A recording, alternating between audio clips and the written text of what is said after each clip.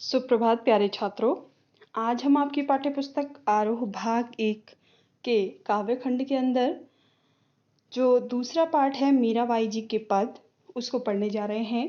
तो इसको पढ़ने से पहले कबीरदास जी वाला जो पाठ मैंने आपको पढ़ाया था, उसमें मैंने एक चार्ट दिया था हिंदी साहित्य का काल विभाजन। इसके अंदर जो भक्ति काल है उसकी दो शाखाएं थी मुख्य तौर पे, सगुण और निर्गुण। निर्गुण में हमने उस दिन ज्ञानाश्रयी शाखा के अंतर्गत कबीरदास जी को पढ़ा। आज हम पढ़ने जा रहे हैं मीराबाई जी को। तो जानेंगे सबसे पहले कि मीराबाई जी का संबंध किस काल से है। तो भक्ति काल के सगुण भक्ति धारा। सगुण में मैंने आपको क्या बताया था कि किसी ईश्वर को आराध्य मान करके जब पूजा की जाती है तो वो सगुण है, यानी कि ईश्वर के सगुण रूप अर्थात जो दृश्य रूप है उसको देख करके उसकी उपासना की जाती है। तो उसमें दो प्रकार के जो है कवि हुई थी, दो भक्ति धाराएं हुई थी, एक राम भक्ति धारा, एक कृष्ण भक्ति धारा। राम भक्ति धारा के अंदर जिन्होंने भगवान श्री राम को अपना आराध्य माना, और कृष्ण भक्ति धारा के अंदर जिन्होंने भगवान श्री कृष्ण को अपना आराध्य मान करके काव्य लिखा। तो इसी कृष्ण भक्ति धारा में सर्वप्रथम जो कवि आते हैं सूरदास जी, कक्षा 10 में आपने पढ़े होंगे। और दूसरी जो प्रमुख कवियत्री आती हैं वे हैं मीराबाई जी। तो मीराबाई जी को आज आप यहाँ पे पढ़ने जा रहे हैं। इसी के अंदर ये चार्ट हमेशा अपने पास रखिएगा, क्योंकि आगे आने वाले जो पाठ हैं वो भी इसी से संबंधित हैं और कहीं ना कहीं आपको इसकी ज़रूरत पड़ती रहेगी। तो चलिए पाठ परिचय में सबसे पहले हम जो है मीराबाई जी का जीवन परिचय देख लेते हैं। मीराबाई जी कौन थी। इनकी एक पंक्ति है, एक दोहा है बहुत ही प्रसिद्ध कि घायल की गत घायल जाने, अर्थात जो व्यक्ति घायल होता है उसकी गत केवल जो व्यक्ति घायल होता है वही जान सकता है किसी अन्य घायल व्यक्ति की गत को, अर्थात उसकी स्थिति को, यानी कि जिस पर जो बीतती है वही व्यक्ति दूसरे की स्थिति को समझ सकता है। तो ये इनकी बहुत ही प्रसिद्ध पंक्ति है। इनका जन्म हुआ था सन 1498 में कुड़की गांव, मारवाड़ रियासत, मारवाड़ यानी कि राजस्थान में। बहुत ही राजघराने में पैदा हुई थी ये। इनकी जो रचनाएं हैं मीरा पदावली और नरसी जी का मायरा, यहाँ पे नरसी जी रो माहेरो लिखा है ना, तो इसको जो है नरसी जी का मायरा भी कहा जाता है। इनकी जो मृत्यु है 1546 में हुई थी। और बाकी यहाँ पर दिया हुआ है कि मीराबाई जी का संबंध किस काल से है हिंदी साहित्य के अंदर, वो मैंने आपको बता ही दिया कि कृष्ण की उपासिका थी। और जो भक्ति काल है, तो भक्ति काल के अंदर जो सगुण भक्ति धारा है उसके अंदर कृष्ण भक्ति धारा की ये कवित्री थी। बाकी रैदास जी को इनका गुरु माना जाता है और भगवान श्री कृष्ण को ये अपना आराध्य के साथ साथ अपना पति भी मानती थी। चित्तौड़ राजघराने में अनेक कष्ट उठाने के बाद मीराबाई जी वापस मेड़ता आ गई। उन्होंने इतने कष्ट दिए गए कि उनके देवर ने उनको विष का प्याला भी दिया कि ताकि ये मर जाए। क्यों मर जाए, क्यों मारना चाहते थे? क्योंकि वो उनकी कुल परंपरा का पालन नहीं कर पाई, अर्थात अपना स्वतंत्र भक्ति में लगी रही, भगवान श्री कृष्ण की भक्ति में लगी रही। इन्होंने जो लोकलाज और कुल मर्यादा के नाम पर लगाए गए सामाजिक वैचारिक बंधन थे उनका हमेशा इन्होंने विरोध किया। पर्दा प्रथा का इन्होंने पालन नहीं किया। ये मतलब खुला जो है नाचने गाने में इनको कोई झिझक नहीं होती थी और भगवान श्री कृष्ण की भक्ति में इतना भाव विभोर हो जाती थी, इतना आनंदमय हो जाती थी कि उन्हें लगता नहीं था वो कहाँ नाच रही, कहाँ नृत्य कर रही हैं, कहाँ पद गा रही हैं, कहाँ भक्ति रूपी सत्संग कर रही हैं, उन्हें कुछ पता नहीं चलता था। तो इन्होंने हमेशा इस निंदा को क्या किया, उनको अपने पद से विचलित नहीं कर पाई। जो ये निंदा थी, जनता की, समाज की जो निंदा थी, उनको डिगा नहीं पाई कभी। तो जिस पर विश्वास किया उस पर अमल किया। इन्होंने भगवान श्री कृष्ण पर क्या किया, एक विश्वास, अटल विश्वास कि तू ही बस अब मुझे तारेगा। तभी तो उन्होंने विष पिया, लेकिन विष से उनको कुछ भी नहीं हुआ। तो उस समय पे क्या था कि हमारा जो समाज था वो बहुत रूढ़ियों से ग्रस्त था, लेकिन मीराबाई जी उसमें स्त्री मुक्ति की आवाज बन के उभरी। मीरा की कविताएं जो हैं उनमें क्या है कि प्रेम की गंभीर अभिव्यंजना है। उन्होंने ईश्वर से इतना प्रेम किया, अलौकिक प्रेम किया, और विरह की वेदना भी है और मिलन का उल्लास भी है। इनकी जो कविताएं हैं उसका प्रमुख जो गुण है सादगी और सरलता। अब इनकी जो कविता की जो भाषाएं हैं वो भाषा कैसी थी उनकी, वो राजस्थानी थी, कहीं-कहीं पे ब्रज भाषा भी आ जाती है। इन्होंने जो है मुक्तक गेय पदों की रचना की। मुक्तक क्या होता है? एक तो होता है प्रबंध काव्य जिसमें एक पद दूसरे से संबंधित होता है, जैसे कहानी होती है, एक गद्यांश दूसरे के बिना पूरा नहीं होता है। लेकिन मुक्तक में क्या होता है कि एक पद अलग होता है, दूसरा पद अलग होता है, उसका एक दूसरे से कोई संबंध नहीं होता है। तो इसी प्रकार से बाकी यहाँ पर जो है इनके 2 पद दिए गए हैं। पहले पद में मीरा ने श्री कृष्ण के प्रति अपनी अनन्यता व्यक्त की है तथा व्यर्थ के कार्यों में व्यस्त लोगों के प्रति दुख प्रकट किया है। दूसरे पद में इन्होंने क्या किया? प्रेम रस में डूबी हुई मीरा सभी रीति रिवाजों और बंधनों से मुक्त होने और गिरिधर के स्नेह के कारण अमर होने की बात कह रही है। और जो दोनों पद लिए गए हैं ये नरोत्तम दास स्वामी द्वारा संकलित संपादित मीरा मुक्तावली से लिए गए हैं। तो चलिए पहला पद पढ़ते हैं। पहला जो पद है, मीराबाई जी कहती हैं, क्या भक्ति रही होगी, क्या प्रेम रहा होगा, इसको महसूस करिएगा। मेरे तो गिरधर गोपाल दूसरो न कोई, जाके सिर मोर मुकुट मेरो पति सोई।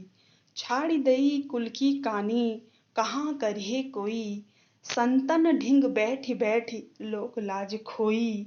अंसवन जल सींच सींच प्रेम बेल बोई, अब तो बेल फैली गई आनंद फल होई। दूध की मथनियां बड़े प्रेम से बिलोई, दधि मथी घृत घृत काढ़ लियो डारी दई छोई।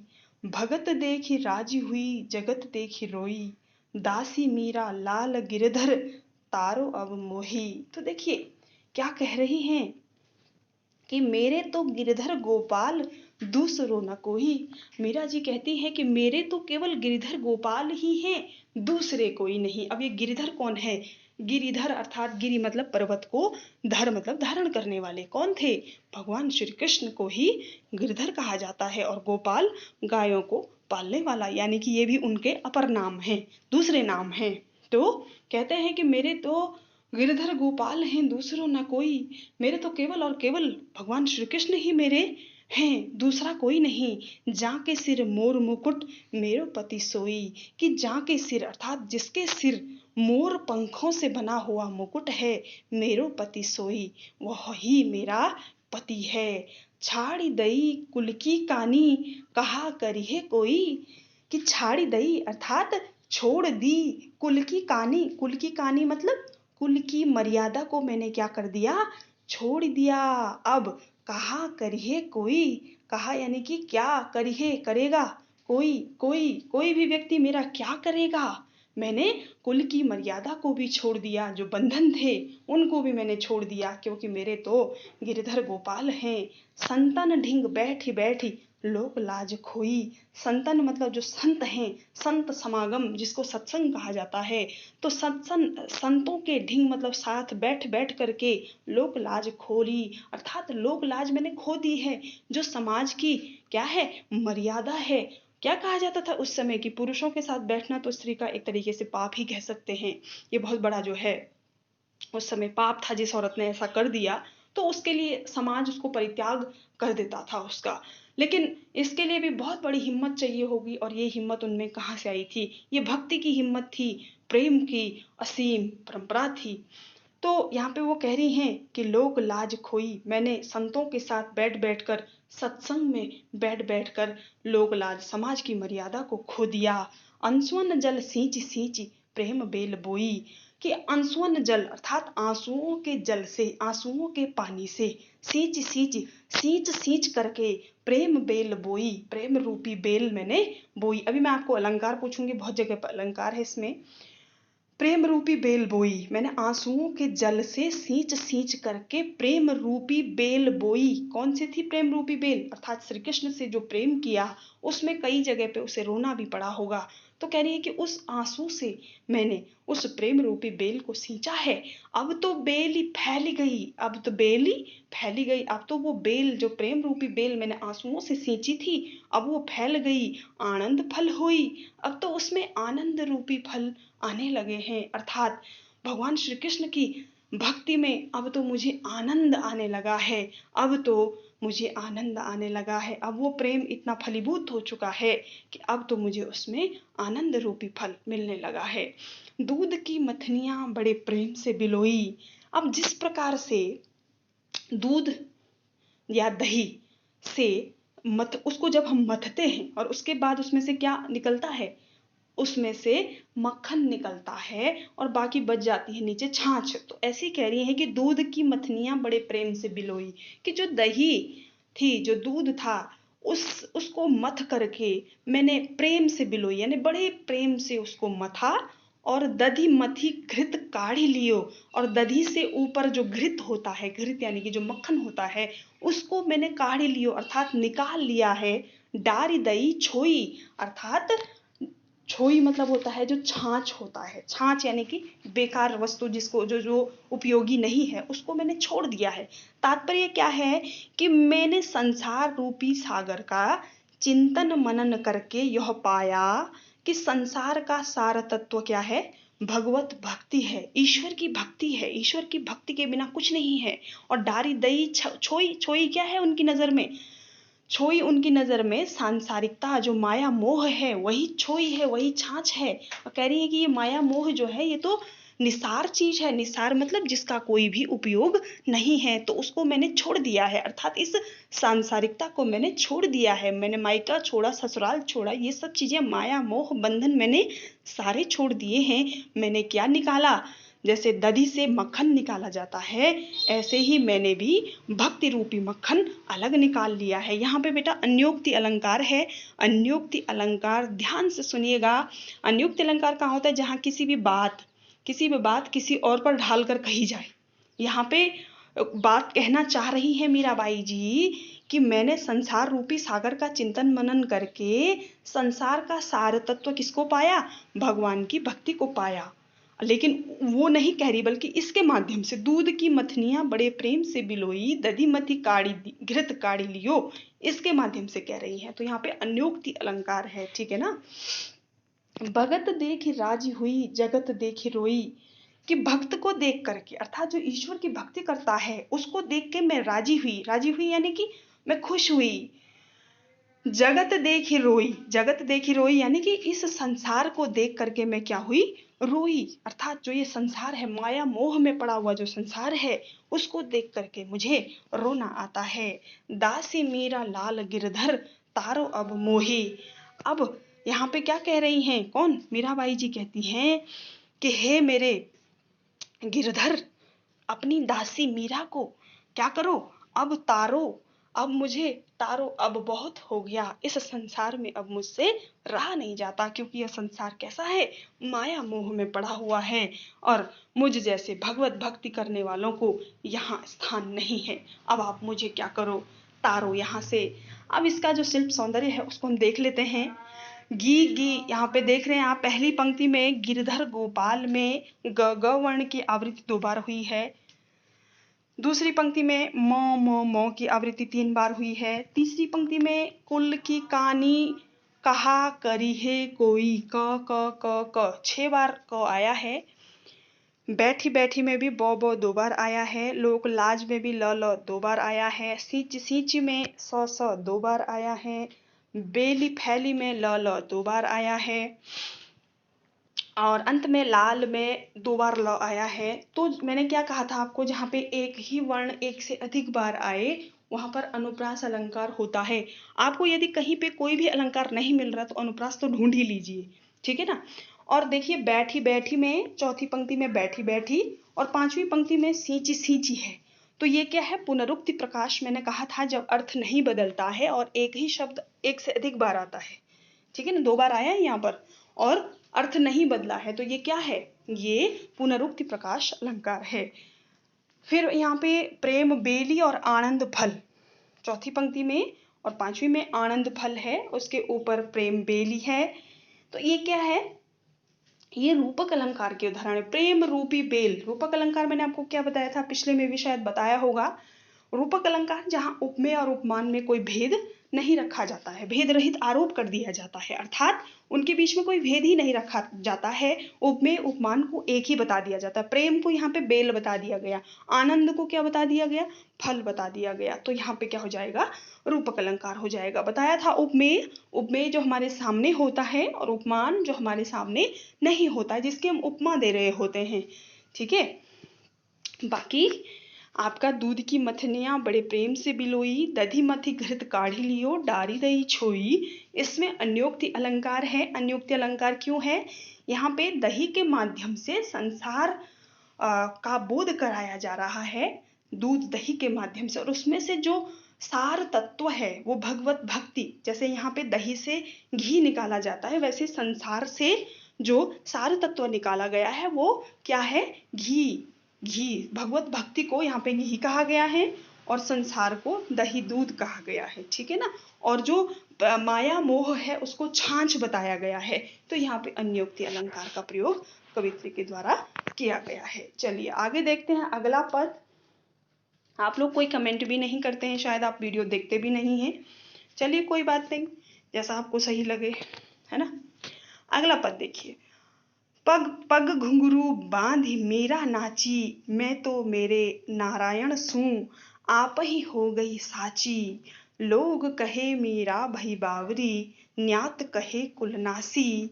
बिस का प्याला राणा भेजिया, पीवत मीरा हासी। मीरा के प्रभु गिरधर नागर, सहज मिले अविनाशी। अब देखिए यहाँ पे क्या कह रहे हैं, मीराबाई जी पग घुंघरू बांधी मीरा नाची। अब कह रही हैं कि हे प्रभु, तुम्हारी ये दासी कौन है, तुम्हारी दासी ये मीरा अपने पैरों में घुंघरू बांधकर तुम्हारे प्रेम में मग्न होकर नाच रही है। मैं तो मेरे नारायण सूं, किसके लिए नाच रही हूँ, अपने नारायण के लिए। नारायण किसका नाम है, भगवान श्री कृष्ण का नाम है। आपने देखा होगा यहाँ पे बहुत ज्यादा उनके नाम आए हुए हैं, है ना। तो कह रही हैं कि मैं तो अपने नारायण के लिए, अपने श्री कृष्ण के लिए नाच रही हूँ, आप ही हो गई साची। अर्थात मेरा जो अब सारी दुनिया के सामने मेरा भेद खुल गया है। क्या भेद खुल गया है, इनका भेद क्या था कि मीरा कृष्ण से प्रेम करती है, उनके प्रेम में दीवानी होकर नाच रही है। तो ये बात क्या है, 100% सच है और सबको पता चल गई है। तो आप ही हो गई साची, मतलब ये बात स्वयं ही सच्ची हो गई है, सबको पता चल गई है। लोग कहे मीरा भई बावरी। अब लोग क्या कह रहे हैं कि मीरा बावरी हो गई है। क्यों कह रहे हैं उसे बावरी, कि ये तो पागल हो गई है। बावरी मतलब पागल, पागल हो गई है। क्यों पागल हो गई है, कि ये ईश्वर से प्रेम कर रही है। मतलब क्या होता क्या है, अक्सर होता क्या है कि जीवित मनुष्य से प्रेम किया जाता है, लेकिन यहाँ पे जो हमारे सामने है ही नहीं उससे प्रेम करने की मीराबाई जी ने बात की है। तो कह रहे हैं कि लोग कह रहे हैं कि मीरा भाई बावरी, कि मीरा क्या हो गई है, पागल हो गई है, मुझे दीवानी कह रहे हैं, पागल बता रहे हैं मेरे इस खुले कृष्ण प्रेम के कारण। जो है मेरे घर वाले क्या कहते हैं, न्यात कहे कुलनासी। न्यात मतलब होता है जो ससुराल वाले, या कह सकते हैं आप घर के अन्य सदस्य, वो कह रहे हैं कि ये कुलनासी है। कुलनासी अर्थात कुल की मर्यादा का नाश करने वाली। विष का प्याला राणा भेजिया, यानी कि विष का प्याला राणा ने भेजा। राणा उनके जो देवर थे, उन्होंने उनको विष का प्याला भेजा था। पीवत मीरा हासी, लेकिन मीरा ने उसको हंस हंस कर पिया, मुझे उसका कोई फर्क नहीं पड़ा। ये कहना चाह रही यहाँ पर कि मैंने उसको सहर से पी दिया, अर्थात तुम्हारी कृपा से तुम्हारी इस दासी का कुछ भी नहीं बिगड़ा। अब आगे मीरा कहती है कि मीरा के प्रभु गिरिधर नागर, सहज मिले अविनाशी। कि मेरे तो रक्षा करने वाले कौन हैं, अकेले मेरे प्रभु गिरिधर हैं। गिरधर यानी कि गिरि को धारण करने वाले। सहज मिले अविनाशी, जो कि मुझे सहजता से उस अविनाशी प्रभु के दर्शन सुलभ हो गए हैं। किस अविनाशी, अविनाशी जिसको कोई भी विनाश नहीं कर पाए, ऐसा सहज मिले अविनाशी, मुझे ऐसे अविनाशी प्रभु के दर्शन क्या हो गए हैं, सुलभ हो गए हैं, क्योंकि वो मेरे प्रभु हैं और इसी प्रेम के द्वारा मैंने उनके दर्शन भी किए हैं। तो इसमें अलंकारों की बात करें तो कौ की आवृत्ति 2 बार हुई है। यहाँ पर तीसरी पंक्ति में आप देख सकते हैं तो ये हो जाएगा आपका अनुप्रास अलंकार। और गिरिधर नागर में र 3 बार आया है, तो ये भी हो जाएगा आपका अनुप्रास अलंकार। बाकी इसमें जो रस होगा भक्ति रस होगा, और बाकी जो पद हैं वो राजस्थानी मिश्रित ब्रज भाषा, राजस्थानी भाषा आप इसमें लिख देंगे। अगर भाषा की बात की जाए तो राजस्थानी भाषा हो जाएगी। बाकी कृष्ण के प्रति जो मीरा की अटूट निष्ठा, अटूट प्रेम है वो व्यक्त हुआ है यहाँ पर। और बाकी भक्ति की अधिकता और प्रेम रस में जो डूबी मीरा है वो उनको अलग अलग नामों से बार बार पुकार रही है। ये शिल्प सौंदर्य के अंदर ये तमाम पॉइंट आप लिख सकते हैं। और इसके अंदर भी आप लिख सकते हैं कि ये जो पद हैं ये संगीतमय हैं, इनको गाया जा सकता है, गेय पद हैं। ये कुल मिलाकर के कह सकते हैं कि गेय पद हैं। और इसमें मीरा का जो कृष्ण के प्रति प्रेम है वो कैसा है, उत्कृष्ट कोटि का, मतलब उच्च कोटि का जिसे कह सकते हैं। और अनन्य है, मतलब किसी अन्य के प्रति प्रेम नहीं, केवल कृष्ण के प्रति यहाँ पे उनका प्रेम व्यक्त हुआ है। और वो पूरी तरह से समर्पित हैं भगवान श्री कृष्ण के लिए। और संसार की निस्सारता इस पद में बताई गई है। संसार को क्या बताया गया है, क्षणभंगुर बताया गया है। और केवल सार तत्व क्या है, भगवत भक्ति है, ईश्वर की भक्ति को सार तत्व बताया गया है। बाकी यहाँ पर अनेक नामों से भी इन्होंने भगवान श्री कृष्ण को पुकारा है। भक्ति रस, शांत रस, ये दोनों आप इसमें कह सकते हैं। तो ये था आपका मीराबाई जी के 2 पद। धन्यवाद। इसी के साथ